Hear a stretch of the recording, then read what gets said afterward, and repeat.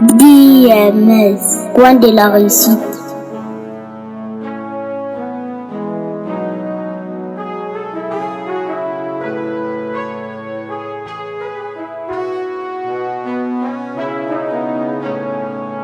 DMS.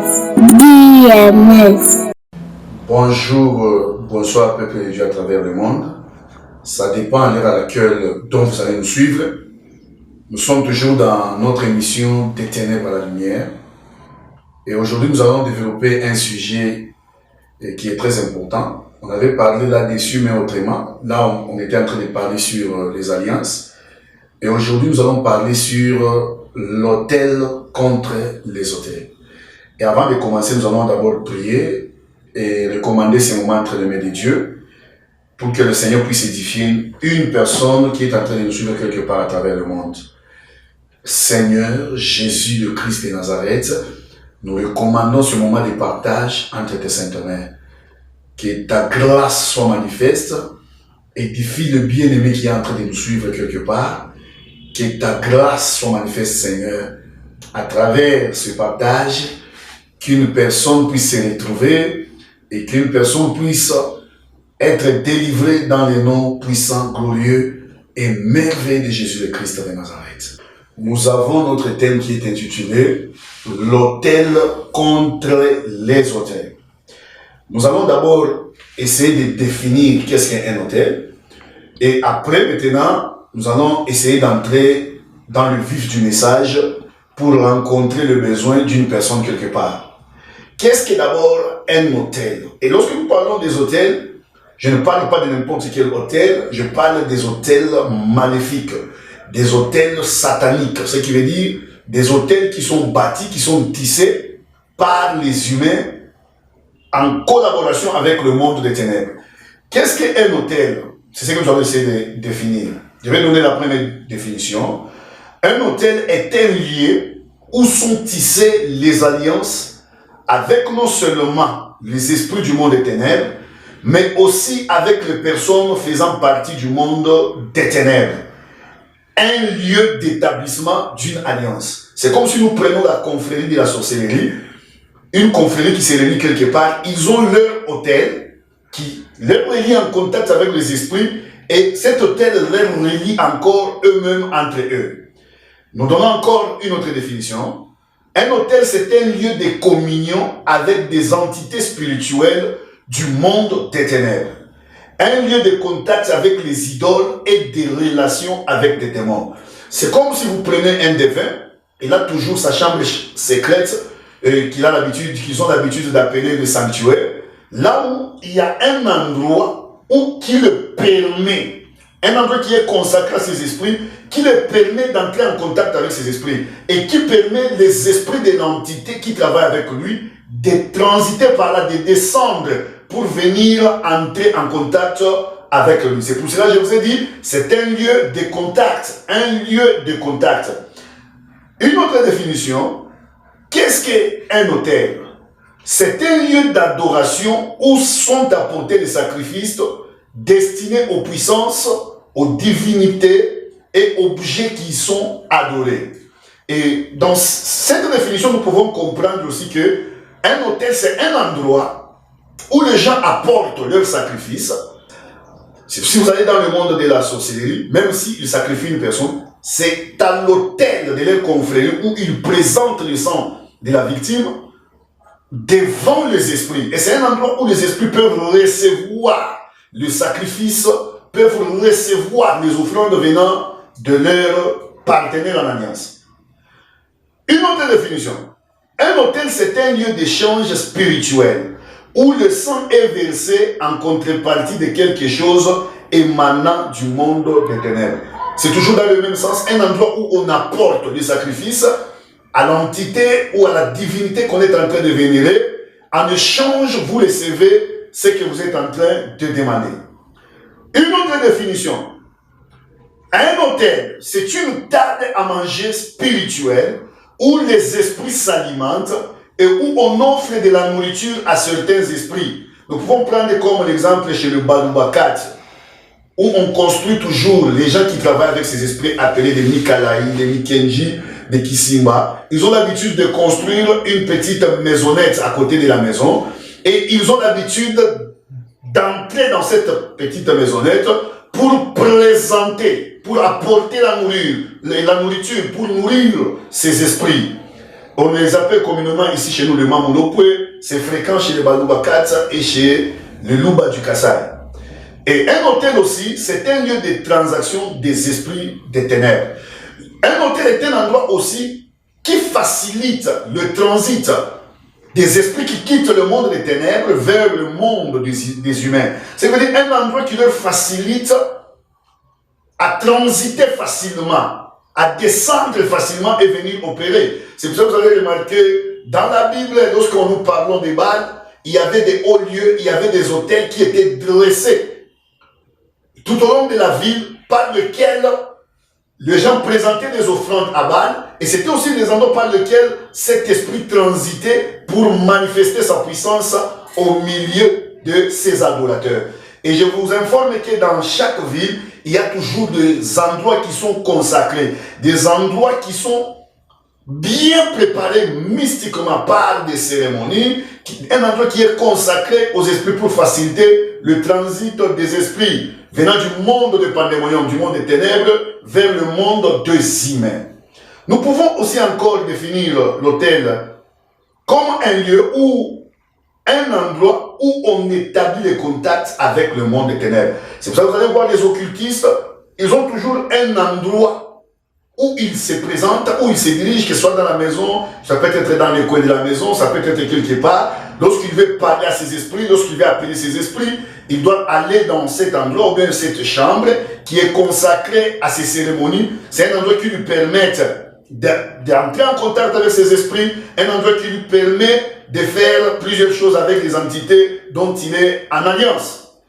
Un hôtel peut être aussi un lieu de sacrifice où le sang est versé et là le sang parle et pleure pour de mauvaises choses. Voilà en quelques lignes comment nous pouvons définir, de par leur nature, les hôtels des ténèbres. Sont une source de divers mots que les hommes connaissent au cours de leur existence. Pour maintenant entrer dans le vif du sujet, nous avons défini, nous avons expliqué qu'est-ce qu'est un hôtel. Nous allons maintenant essayer de vous amener dans le vif, vous montrer comment est-ce que ces hôtels créent beaucoup de problèmes dans nos familles aujourd'hui. Comment est-ce que ces hôtels créent des malédictions d'une génération à une autre, d'une génération à une autre. Je vais m'expliquer. Vous pouvez remarquer, lorsque une personne vient entrer en alliance avec le monde des ténèbres, la majorité des alliances du monde des ténèbres se font toujours devant un hôtel. Or, un hôtel a toujours les esprits qui sont attachés à l'hôtel. Et lorsque, par exemple, là où tu entres en alliance avec les esprits devant un hôtel, il y a des esprits qui sont attachés à l'hôtel. Il y a aussi des esprits qu'on appelle le justicier du monde des ténèbres. Ce sont des esprits qui sont attachés à l'hôtel qui relie une personne avec une entité spirituelle bien précise. Alors, qu'est-ce qui se passe? Lorsque une personne tisse une alliance devant un hôtel, si la personne viole cette alliance, les esprits liés à cet hôtel vont déverser des malédictions dans la vie de la personne ou des malédictions dans la progéniture de la personne. Je vais m'expliquer encore. C'est comme une personne qui tisse une alliance avec le monde des eaux, il est allé chercher le pouvoir d'être riche, d'être célèbre, et on lui donne une condition, nous allons te donner la richesse, nous allons te donner la célébrité. Cette alliance est en train de se tisser devant un hôtel. On va lui montrer comment est-ce qu'il devrait marcher dans cette alliance. On lui dira, nous allons te donner la célébrité, nous allons te donner peut-être la richesse, la célébrité, mais en contrepartie, tu vas nous donner toutes les filles qui naîtront de toi, dans ta progéniture, seront mariées à des esprits de notre entité. C'est de là que proviennent beaucoup de cas de maris, de femmes de nuit. Maintenant, qu'est-ce qui se passe? Lorsque lui, il a la richesse et la célébrité, il fait son temps et qu'il meurt, là où vous êtes, vous ignorez quels étaient les accords de son alliance, de ses alliances, devant l'autel maléfique des ténèbres. Vous allez commencer à vous retrouver, vous Vous avez fréquemment des phénomènes mari-femme de nuit, des célibats prolongés, des partenaires ne sont pas vraiment attachés à vous. Vous allez commencer à vivre diverses malédictions. C'est ces esprits-là attachés à l'autel qui sont chargés d'accomplir les accords des alliances tissées sur les autels dans les vies de gens. Comme vous portez le sang de la personne qui était entrée en alliance, vous allez remarquer maintenant que vous allez commencer à subir, à vivre des phénomènes dont vous ignorez la provenance. Je vous avais parlé sur ça, sur les alliances informelles, les alliances involontaires. C'est-à-dire une alliance qui existe dont tu ignores l'existence. C'est pour cela que vous allez voir maintenant. Ces esprits sont là pour accomplir les malédictions, sont là pour accomplir tout ce qui a été décidé dans ces alliances. C'est en cela que vous allez remarquer que vous subissez des malédictions, vous subissez des tourments dans votre vie, vous subissez des événements dont vous ne savez pas d'où proviennent ces choses. Quelle est même l'origine de ces choses? C'est ces esprits attachés à ces alliances, ces esprits attachés à ces autels, qui se lèvent pour mener à accomplir des malédictions dans les vies des gens. C'est là où vous allez remarquer une belle fille, on ne l'épouse jamais. Donc, dans une alliance quelque part, dans l'autel des familles, dans l'autel de ses ancêtres, il y avait des accords dont elle s'est retrouvée victime, mais sans savoir qu'il y avait un autel qui existait et qui opérait et qui parlait.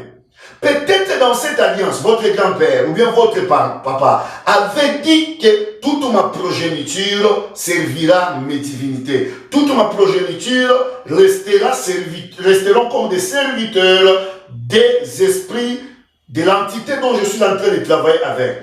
Mais toi, tu te retrouves aujourd'hui, tu n'es pas au village, tu es en ville, tu es en Europe, tu es en train de travailler quelque part. Tu te retrouves qu'aujourd'hui, tu es chrétien. Maintenant, ces esprits attachés à ces alliances, comme toi, tu es allé en dehors des accords qui étaient prévus, ces esprits vont commencer à réclamer. Et vous allez remarquer les réclamations de ces esprits, dont j'appelle les justiciers du monde des ténèbres, qui sont des esprits attachés à des autels, qui sont là pour exécuter des accords, des alliances tissées par les gens qui étaient en alliance avec eux. Tu peux être aujourd'hui en Europe, tu te retrouves, tu commences à vivre des phénomènes maléfiques, tu commences à vivre diverses choses. Ce sont ces esprits-là qui réclament pour que la personne puisse leur revenir. Je vais donner l'exemple d'une maman qui priait avec nous. Au village, ses ancêtres avaient fait leur alliance devant les autels. Ils avaient dit, la personne qui portera ces noms sera votre serviteur. Mais elle s'est retrouvée aujourd'hui à Lubumbashi, elle s'est retrouvée servante de Dieu. Maintenant, ces esprits-là réclamaient. Elle ne voyait que la manifestation des choses, des malédictions, jusqu'à tel point que le Seigneur l'a révélé ce qui s'est passé réellement dans sa vie. Tout autel fonctionne toujours avec les sacrifices. C'est le sacrifice qui fait parler l'autel, ou faire fonctionner l'autel et faire fonctionner l'alliance. C'est la même politique que Dieu a utilisée pour nous délivrer, pour nous sauver. La Bible nous dit dans Jean 3,16, Dieu a tant aimé le monde, il a donné son Fils unique, afin que quiconque croit en lui ne périsse point. Qu'est-ce que Dieu a fait? Il a dressé un autel à Golgotha, et il a pris son Fils, Jésus-Christ de Nazareth, il l'a présenté comme sacrifice sur cet autel, pour accorder le salut à toute personne qui va croire dans le nom de Jésus-Christ de Nazareth. C'est pour cela que je vous parle des autels contre les autels.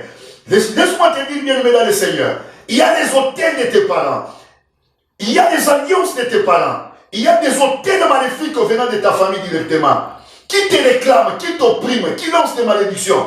Mais je suis venu te dire que nous avons aussi un autel supérieur, l'autel dressé par notre Dieu, qui est l'autel de Golgotha, là où Dieu a présenté le sacrifice qui est Jésus. C'est pour cela que la Bible dit, il a donné son Fils unique, afin que quiconque croit en lui ne puisse pas périr, mais qu'il puisse avoir la vie éternelle. Ça veut dire quoi? Lorsque nous donnons notre vie à Jésus, l'autel que Dieu a dressé s'élève contre les autels du monde des ténèbres. C'est pourquoi la Bible dit, il a effacé l'acte dont les ordonnances nous condamnaient. Il y a une chose qui se passe. Tu ne peux jamais renverser un autel. Tu ne peux jamais renverser une alliance si tu n'as pas une alliance supérieure à l'alliance qui a existé premièrement. Tu ne peux jamais renverser un autel si tu n'as pas un autel qui est plus supérieur, qui est plus fort que l'autel qui a existé premièrement. Je suis venu dire à un bien-aimé qui est en train de souffrir. Je suis venu dire à une personne qui traverse des situations où il y a des malédictions qui se manifestent dans sa vie. L'unique façon de renverser ces choses est d'avoir une alliance supérieure. Et à travers Jésus, nous avons une alliance supérieure qui est au-dessus de toutes les alliances. À travers Jésus, nous avons l'autel supérieur qui est supérieur aux alliances, aux autels de ta tribu, qui est supérieur aux entités dont tes pères, dont tes ancêtres avaient tissé avec le monde de ténèbres. Nous allons prendre l'exemple de Gédéon.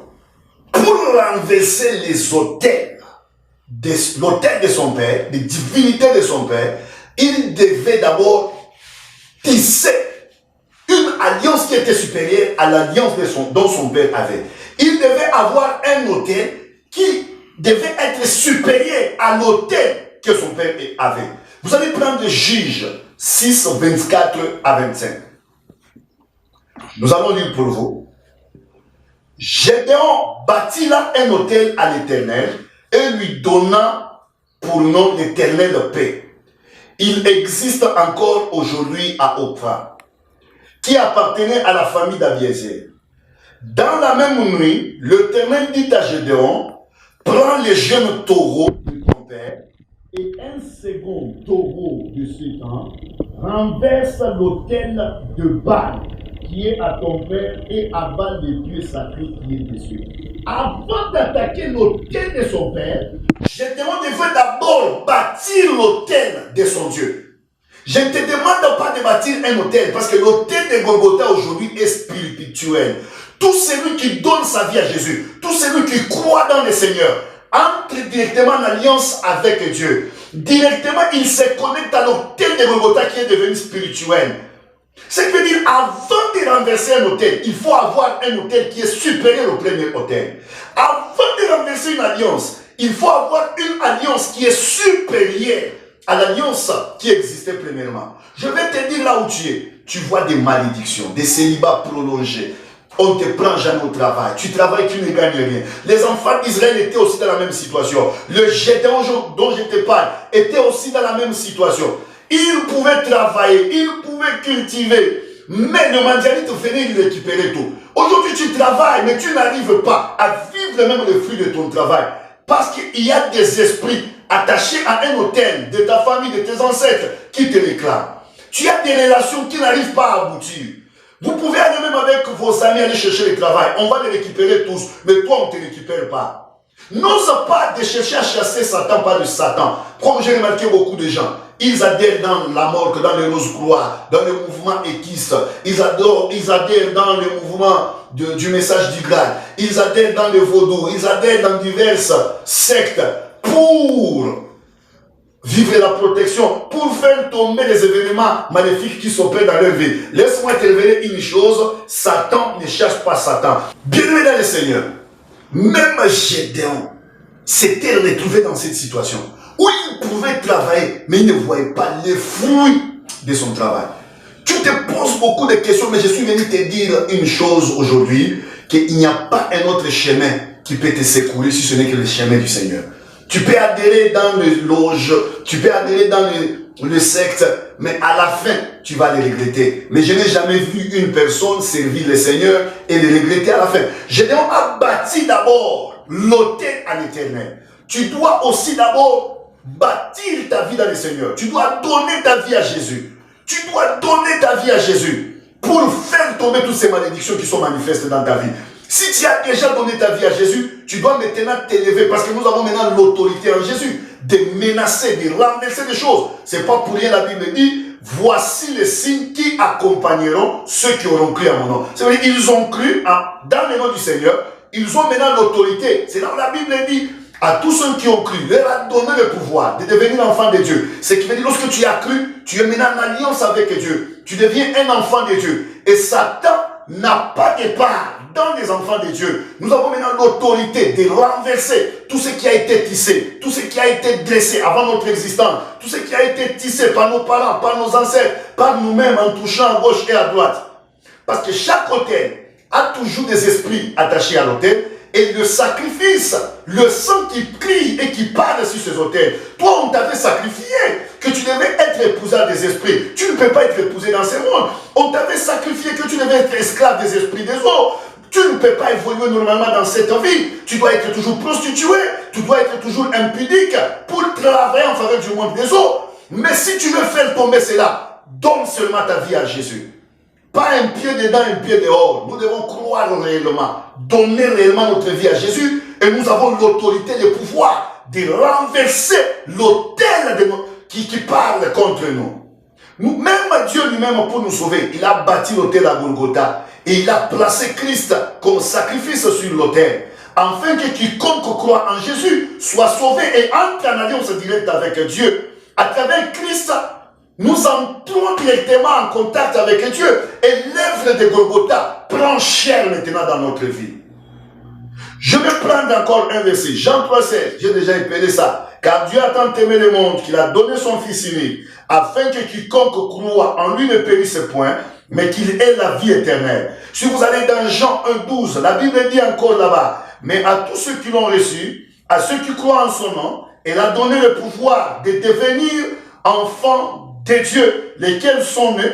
Je m'arrête pas là. Si vous prenez Hébreux 12, 24, la Bible dit, de Jésus qui est le médiateur de la nouvelle alliance et du sang de l'aspersion qui parle mieux que celui d'Abel. Jésus vient dire à une personne, si tu donnes ta vie à Jésus, si tu donnes ta vie à Jésus, le sang de Christ va commencer à crier contre les voix qui crient sur l'autel de ta famille, contre les sacrifices, contre le sang qui parle sur les autels de nos ancêtres, qui nous réclament à retourner dans ces alliances. Parce qu'une alliance, c'est quoi?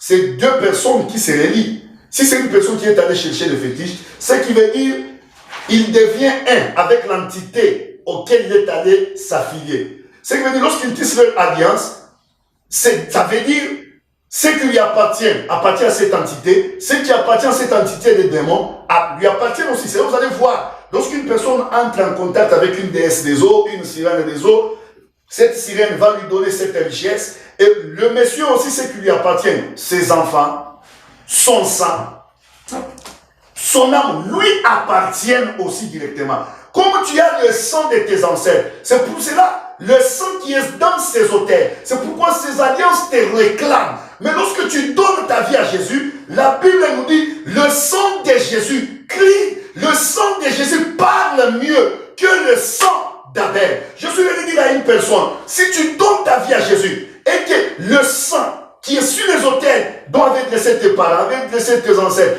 te réclame. Si les esprits qui sont attachés à ces autels te réclament, le sang de Jésus va crier, va parler mieux, va faire taire tous ces cris venant de ces autels et ramener la paix dans ta vie.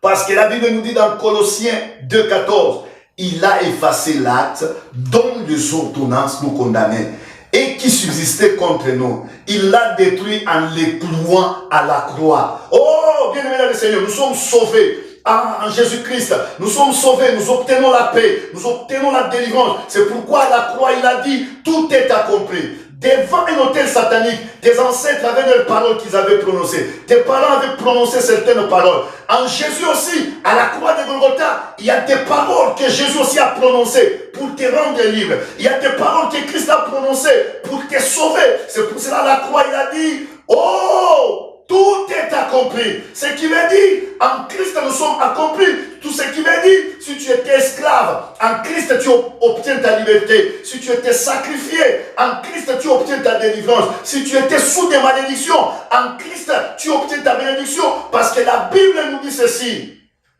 Il s'est fait malédiction en mourant à la croix pour que toi tu sois une bénédiction. Je ne sais pas quel genre de malédiction, je ne sais pas quel genre d'autel qui est en train de réclamer ta vie. Il y a des hôtels des eaux, il y a des hôtels du monde des cimetières, il y a des hôtels avec des esprits des montagnes, des esprits des forêts, des esprits des nerfs, tes pères, tes ancêtres étaient des gens qui collaboraient, qui adoraient les esprits de l'air, qui étaient en contact avec les esprits des eaux, qui étaient en contact avec les esprits des cimetières. C'était une famille de coutumiers qui pratiquaient des cérémonies, des choses bizarres. Et ils le faisaient devant des autels. Et ces autels avaient des esprits qui étaient attachés. Et aujourd'hui, ces esprits nous réclament.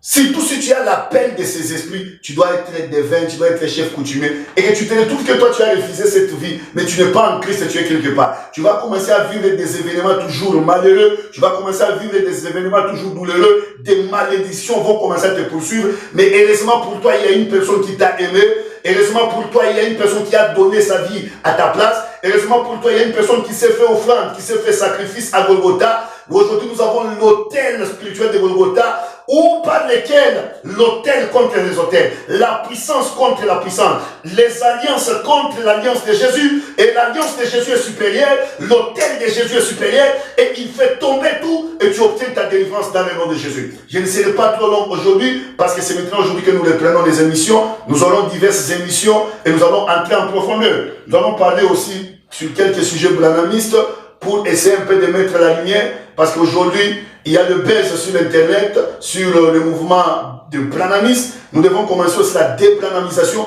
Nous devons exposer ces mouvements pour délivrer encore des âmes que Christ veut sauver, pour délivrer encore des personnes qui sont destinées à être sauvées, mais qui sont encore emprisonnées dans ces mouvements-là.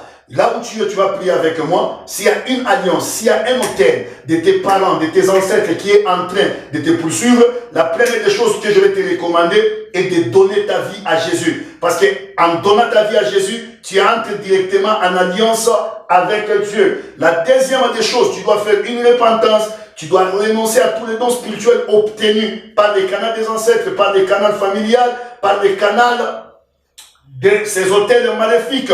Et après, nous allons commencer à mener des prières, des combats spirituels, des services de délivrance pour que tu puisses expérimenter totalement ta liberté en Jésus. Seigneur, Prince de paix, je recommande un bien-aimé qui est en train de me suivre quelque part, que ta grâce soit manifeste, Seigneur. Je renverse tout autel qui le réclame. Je renverse tout autel qui le réclame. Je renverse, Seigneur, tout le voix qui crie sur cet autel, réclamant la vie d'un bien-aimé qui accepte de te suivre aujourd'hui, qui accepte de te suivre, Seigneur, qui accepte de te servir. Mais il y a un autel qui le réclame, que la puissance manifestée à Golgotha puisse faire tomber tout ce qui réclame le bien-aimé, puisse faire tomber tout ce qui réclame ma soeur, dans le nom puissant, glorieux et merveilleux de Jésus-Christ de Nazareth. Nous allons clôturer par là, mais avant de clôturer, je vais saluer quelques personnes qui sont en train de nous soutenir.